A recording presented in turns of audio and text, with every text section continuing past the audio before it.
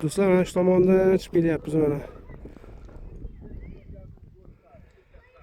Xudo xolasa mana shu yo'l bo'ylab ketamiz. Mana kichkina hamrohlarim. Suvga ham yetib keldik. Mana shu tomon Ko'lqubon tog'lari. Sayohat qilish haqiqatdan mazza ekan, lekin mashaqqati ham odamni maza qilar ekan. Ha o'g'lim? Ha. Maza qilyapsan? Ha, maza qilyapman. Bordan bo'laverasan.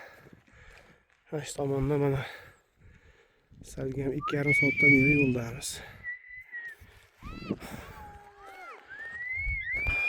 Bu joy Qo'rqul darasi.